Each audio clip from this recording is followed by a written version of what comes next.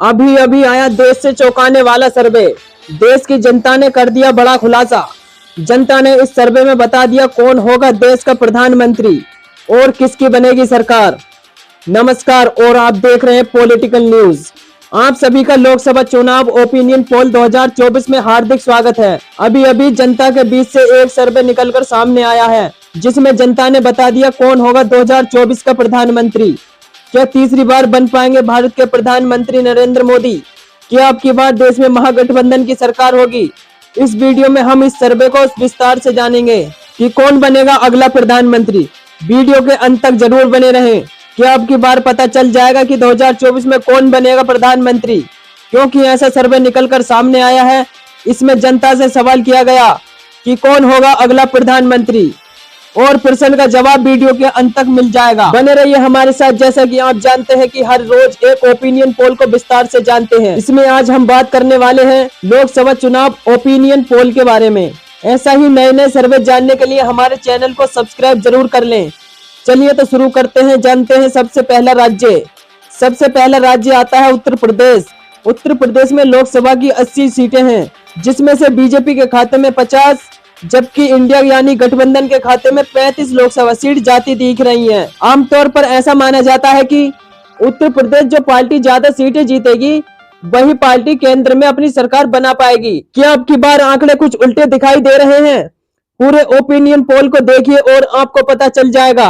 अब की बार देश में सरकार बनने जा रही है। इसी के साथ यदि हम बात करें बिहार राज्य की, बिहार राज्य में लोकसभा की कुल 40 सीटें हैं।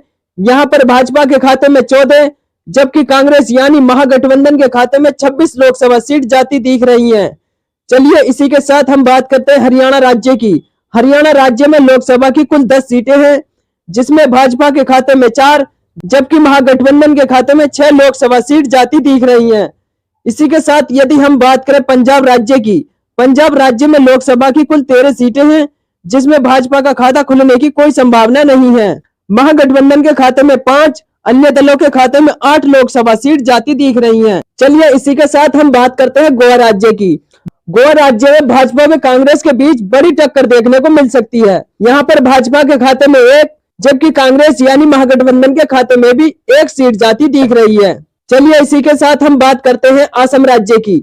असम राज्य में लोकसभा की कुल 14 सीटें हैं। यहाँ पर भाजपा के खाते में 9, जबकि महागठबंधन के खाते में 5 लोकसभा सीट जाती दिख रही हैं। यानी कि ये कहें असम राज्य में महागठबंधन को काफी नुकसान का सामना करना पड़ सकता है। चलिए इसी के साथ हम बात करते हैं छत्तीसगढ़ की। छत्तीसगढ़ राज्य में लोकसभा की कुल 11 सीटें हैं। यहाँ पर भाजपा के खाते में 5, जबकि कांग्रेस के खाते में 6 लोकसभा सीट जाती दिख रही है।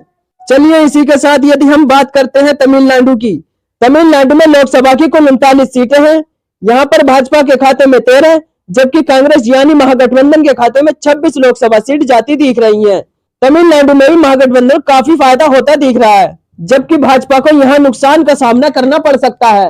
चलिए इसी के साथ हम बात करते हैं केरल राज्य की। केरल राज्य में लोकसभा की कुल 20 सीटें हैं। यहाँ पर भाजपा के खाता खुलने की कोई संभावना नहीं है। यहाँ पर भाजपा की लुटिया डूबती नजर आ रही है, जबकि महागठबंधन की यहाँ पर 20 सीटों में से 12 लोकसभा सीट जाती दिख रही हैं। जबकि अन्य की बात करें तो अन्य दलों के खाते में 8 लोकसभा सीट जाती दिख रही हैं।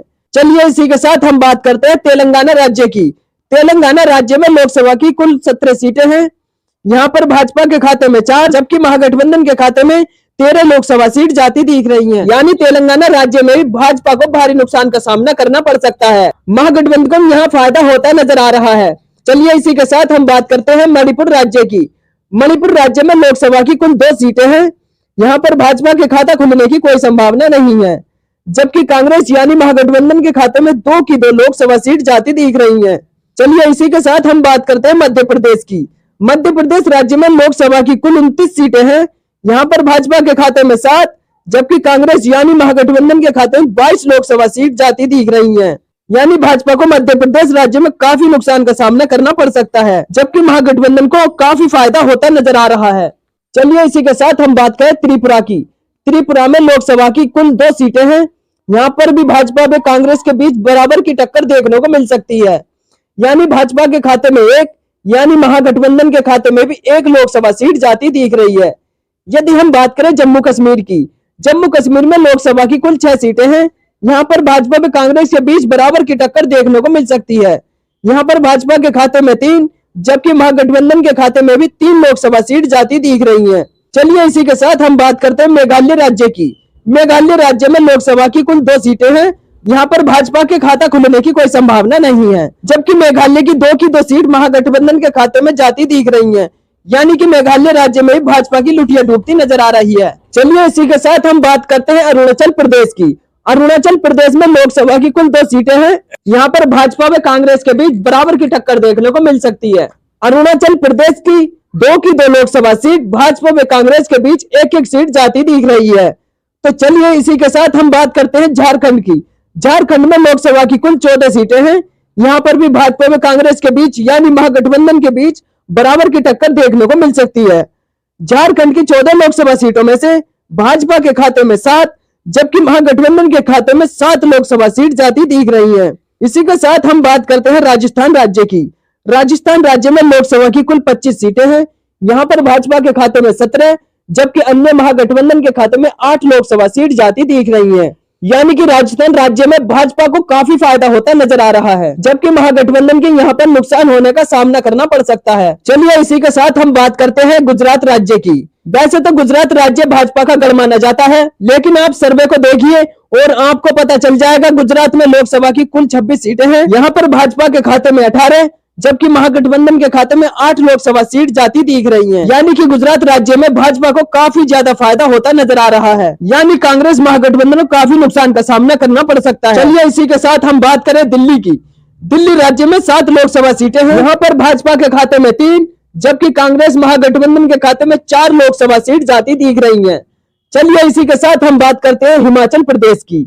हिमाचल प्रदेश में लोकसभा की कुल 4 सीटें हैं। यहाँ पर भाजपा व कांग्रेस के बीच बराबर की टक्कर देखने को मिल सकती है।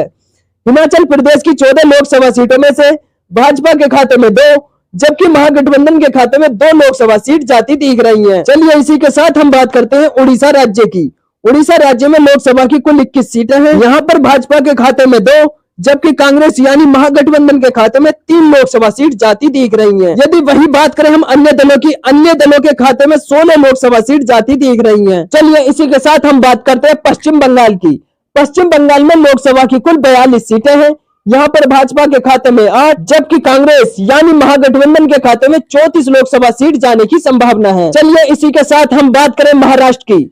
महाराष्ट्र राज्य में लोकसभा की कुल 48 सीटें हैं। यहाँ पर भाजपा के खाते में 16 जबकि महागठबंधन के खाते में 32 लोकसभा सीट जाती दिख रही हैं। महाराष्ट्र राज्य में भी महागठबंधन को काफी फायदा होता दिख रहा है। चलिए इसी के साथ हम बात करते हैं केंद्र शासित प्रदेशों की। केंद्र शासित प्रदेशों में लोकसभा की कुल 7 सीटें हैं। यहाँ पर भाजपा के खाते में 3 जबकि कांग्रेस के खाते में यानी महागठबंधन के खाते में 4 लोकसभा सीट जाती दिख रही है।